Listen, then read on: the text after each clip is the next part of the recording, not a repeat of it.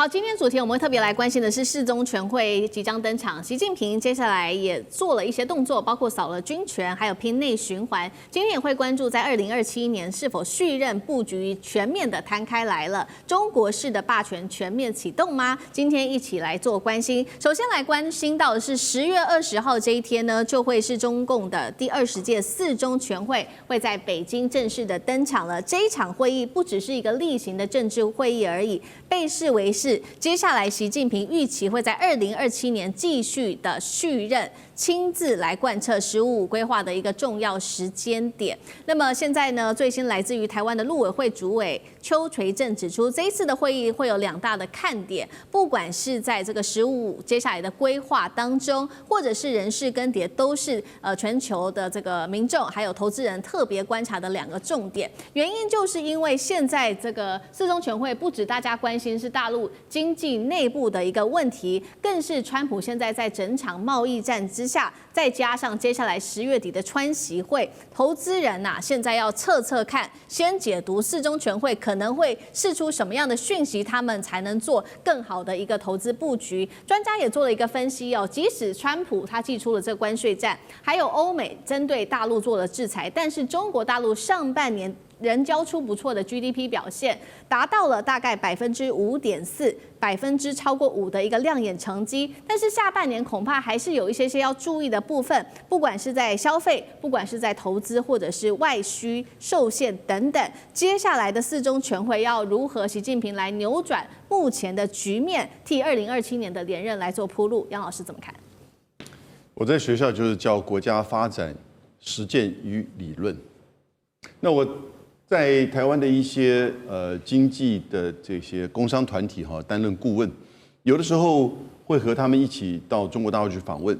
过去几年来，疫情前、疫情后，你到了一些都市或者是这个省会的这些主导的这些都市里面去看的时候呢，他们都会告诉你，这整个城市的规划的蓝图，那刚开始我都觉得，这个好像就是像是做一个宣传一样。那隔了几年，我再去看的时候，发觉到它一步一步就往前走，而且那个 KPI 的设定都很清楚，目标都很清楚。中国大陆这样子的一个这个就是5年这个经济工作计划其实一直都是在这样推动。我就想到台湾以前在蒋经国从严家淦到蒋经国时期，1975年到1988的时候，那个时候也有10年国建，还有6年国建。我们那个时候有6年的2次的6年国建。但是呢，后来就无疾而终。这次你看到，在中国大陆这次“15五”的这个规划就很清楚，尤其是今天他自己公布了，第3季7到9月的经济成长已经确定是4.8%，其实就非常符合他的整年的规划，要接近5%。那同时这一次你看到他的整个经济的就是发展蓝图，这叫经济发展蓝图，接下来这5年。那我觉得重心会就是在科技、创新，还有经济安全。然后呢，配合的国家跟政府，从中央到地方的大规模的投资跟政策的引导。然后呢，特别是在这个科技的，就是自立自强这个层面，因为它会放在第一个内部的需求内卷的层面，地方的发展。那同时呢，也会看在重要的几个大的项目的发展。当第3个层面，要在国际上来看，那国际现在最重要就是中美之间的就是关税战以及科技战，现在走到资源战甚至产业战。那这个层面来看，这个“15五”整个这个计划就更加的这个深刻。那我注意到，尤其他们现在可能要特别针对地方的家庭支出要希望能够鼓励，因为中国大陆整个家庭支出占整个 GDP 只有40%。其实是比较低的，那增加家庭支出才会增加整个经济的活络。如果以美国来比的话，美国的家庭支出占68%，但也许不一定要那么高。但是呢，经济的活络以及经济的蓝图的规划是这次“15五”的整个大的方向。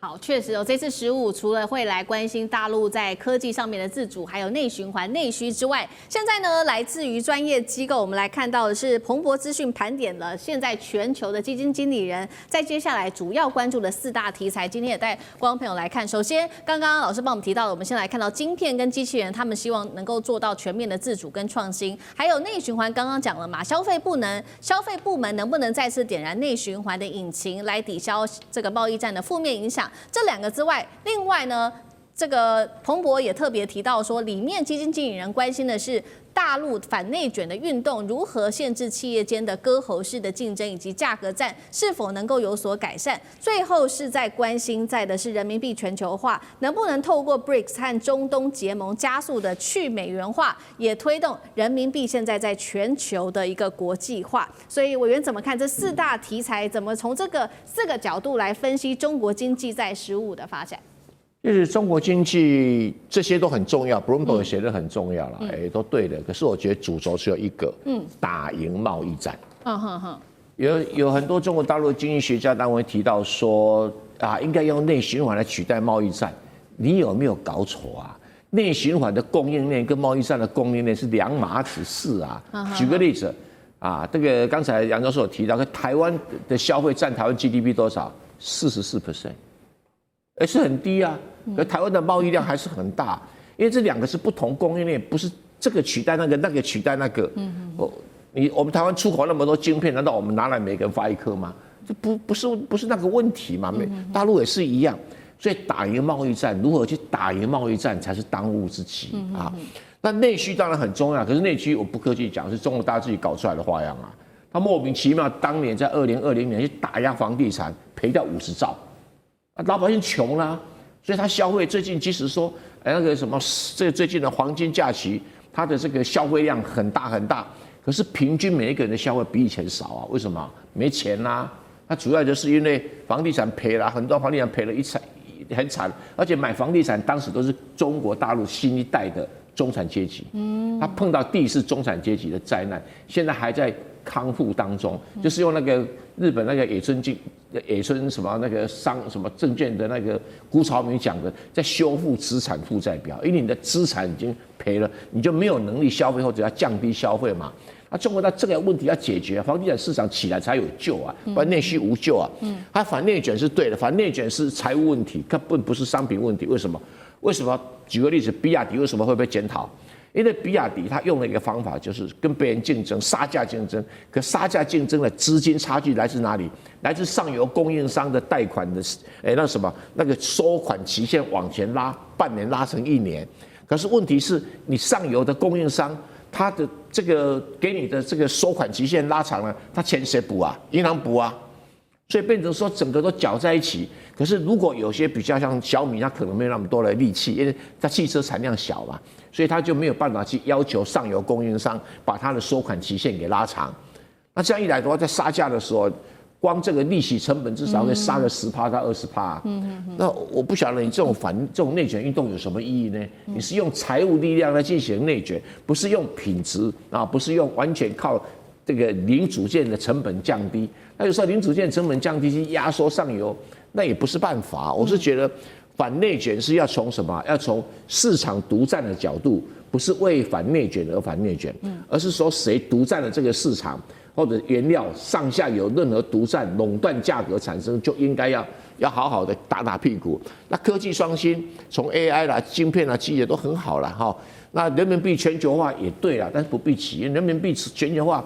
如果要搬钱给人家，那个不必啦。但是如果说付钱买铁矿砂那就 OK 哦，或者叫大家拿人民币来买黄金，这也都 OK。所以不要走错方向。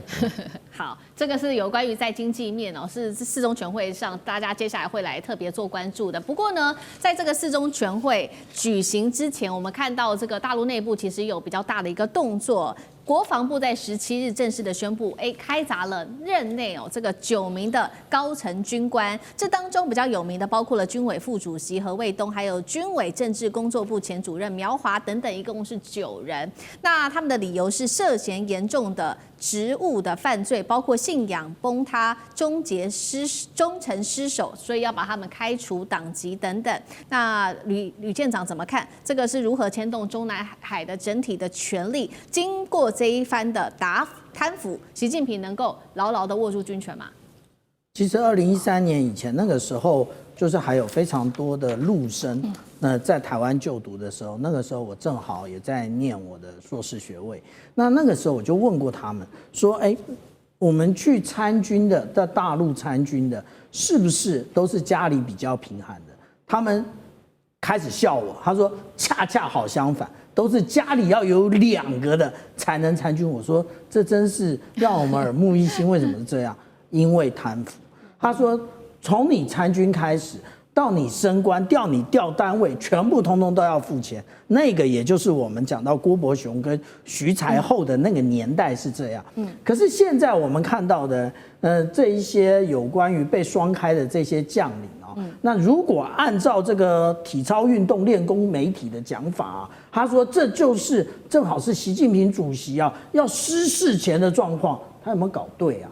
也就是实际上来讲，这一次连这个何卫东，他其实中央军委的副主席都已经被双开的话，那谁有这个权利？那当然就是中央军委主席习近平，那他才有这个权利去双开这些人。那而且他其实是实锤，有相当的证据的，他才会这样做。那为什么会有这样的情形？如果我们来看之前的状况也就是无论是李尚福、魏凤和，甚至这一次，我很意外出现的这个王厚斌，他曾经担任过海军参谋长、副参谋长的这一位那通通都被双开。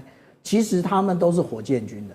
火箭军为什么这么严重？因为火箭军跟别的军种有最大的不同。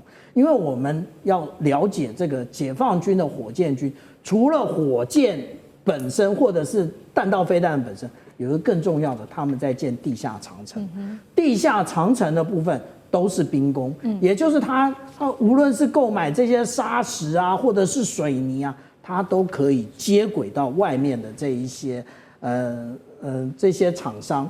然后就可以从中牟利。那你可以不拿，你不拿你就没那个官位做了。所以这个是整个的一个，我们就讲到一串粽子的这种状况，也就是一拉就是一串。那至于说我更意外的另外一位，也就是军委副主席何卫东，其实他也就是2022年环台军演以及2023年联合利剑的总导演。那这一个他其实都已经变成这么高的官位，为什么还会被清洗？那现在解放军不解释这个问题，或许是解释出来会让大家觉得更惊骇。但是我有另外一种看法，也就是说他们